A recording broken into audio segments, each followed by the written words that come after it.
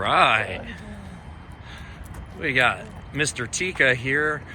We're kind of trying to shape and form in some impulse control around other dogs. He usually likes to vocalize, out of a little bit of frustration to kind of get what he wants to advance towards that dog, So what you want to do is kind of get a dog that's balanced. You got advanced on-leash, off-leash obedience. And, a dog that's balanced is not going to, kind of interact with a dog that's highly neurotic, right? It's not going to give it a paycheck for doing the wrong thing. So in essence, by giving it no attention is a form of training. And then you have the human that can redirect the dog, give a paycheck off of, encouraging the good behavior when that dog's in a good energy. We don't want to be paying the dog when it's whining. So you redirect it there because he's like, "Burp, I want to play, I want to do it me." And he's like, "No, I'm going to do me." We're walking Oprah Ridge. I don't think she gets pulled down the sidewalk by her dogs. Do you think so, Hallie? Does Oprah get pulled by her dogs? I don't think so. Oprah Ridge. Oprah Ridge. Break. Break. Right? So he extracts, paycheck. Boom. You know what I'm saying? Remember this. Intervene, extract, paycheck it. Intervene, extract, paycheck. Right? So watch here. Before the dog gets in a high red zone arousal of kind of pursuing Hallie, the dog over here, he's going to intervene and redirect in an oppositional direction. And as soon as that dog at very low level leash guidance, we don't want to overpressure the dog. And the dog isn't really actually scared or aggressive at all. It's just, vocalizing to encourage, physical play. But right, so see the jumping, if we got a dog that's interacting like that with dogs, they may not take it so kindly and might correct that dog, so we got to make sure it's got good social etiquette. So now you got humans able to direct the dog, Jared, our trainer here, and pay the dog for great behavior while getting denied all the maybe program behavior he's had in his past. We're working against losses in the loss column, right, and programming. So we got to create and accelerate an excessive amount of situations where we can paycheck and get his brain thinking and make it way more efficient than the bad programming ever was to make progress in a short period of time. And right here, we're just getting jackpots. Paycheck, paycheck, paycheck. Is recall? Good. Come, good boy. Boom. Intervene, extract, paycheck. And then meanwhile, as you start to get balanced out, because that dog's brain's going to work so much, he's going to decompress some of that nervous anxiousness. You're going to see that dog come back in and say, "What's up, bruh? You got some peanut butter oatmeal treats or something? What's up?" And you seem pretty cool now because you're not so barky, and we might play a little bit. I might say a little hi. I might come back, give you another bro stroke of social etiquette, and then bounce out if you act a fool. And that's how dogs exactly communicate. They don't want to tolerate, an imbalance in energy or social etiquette.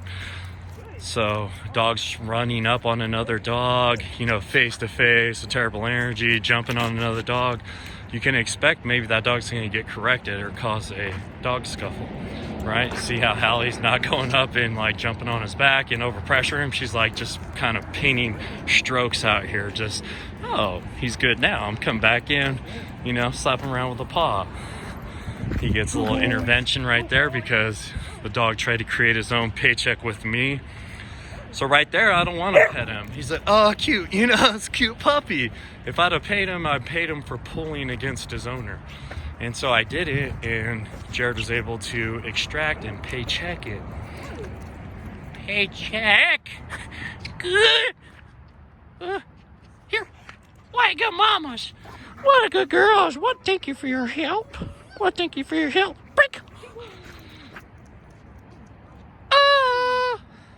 All right, and we have a lot less vocal dog from longer distance. He's getting paid, but he's also kind of getting the strokes of that social etiquette advancing further and further. And as he goes further along in his board and train program here, he's going to become more of an expert reading body language and learning how to, do play submission bows, encourage play, and not be over the top with it so that they can actually have the freedom to do so. It's a good dog. Day one, bro. Right? So Hallie's actually coming at him at a full head of steam. So she's like actually testing him a little bit more, and now Jared's redirecting, right? So, you know, Hallie just gets out there, and I swear she has a plan of her own to like, well, let's see if you're proofed, bro, and I'm going to step it up a notch. Follow. Good. So, and, but as she was approaching him and stuff like that, he didn't like how fast she was running towards him. And that's why he kind of reacted. He's like, I don't know about that, bro. Like, hold up. And that's okay.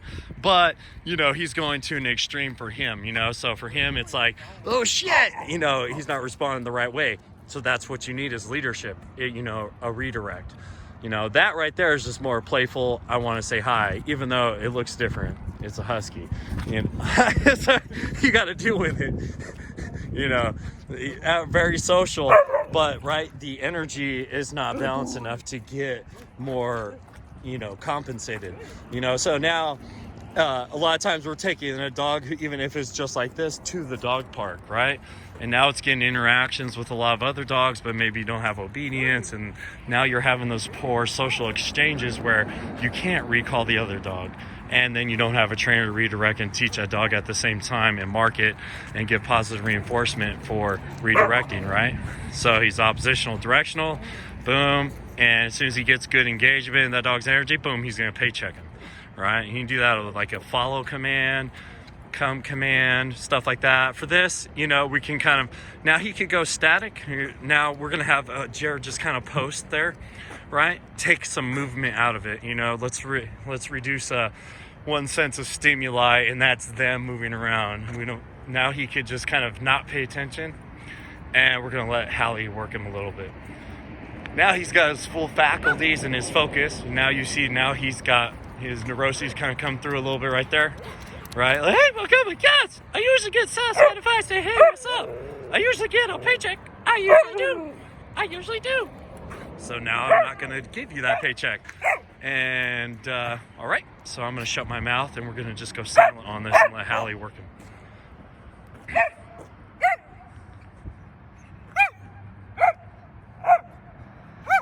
Hallie, have some sense of pride.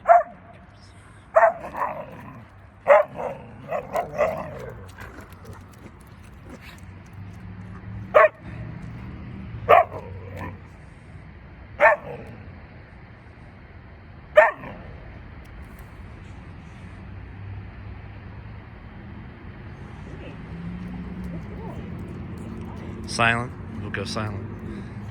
It's going to be silent, no movement.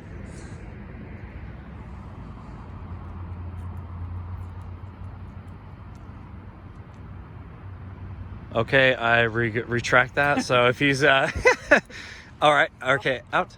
All right, perfect. All right, drop. All right, cool. Now, so if he's disengaged and he's not barking and he's more balanced enough to kind of go check his environment out, try to get lickies and chewies, perfect. He's, you know, he's disengaged a little bit and he's not compensating with a neuroses or whatnot. And meanwhile, I got Hallie here in a submissive position, showing no threat or anything like that. And he's able to disengage, check out his environment, and not give two craps. So now Jared could give him nice little paychecks on short recalls, you know, and paycheck, paycheck, paycheck, paycheck, paycheck, paycheck, paycheck, paycheck, paycheck, paycheck, paycheck, paycheck. Woo! How's that? Come on. Wow, girl. Do you want a paycheck too, Hallie? Oh, I think she's tracking that peanut butter oatmeal. Jared must have dropped some with all my banshee-like screams over here, huh? I scared. Did you drop some? You're like, oh! I'm all out. Oh, you're all out? I'm all out. Now, Hallie's detecting something. You must have dropped something.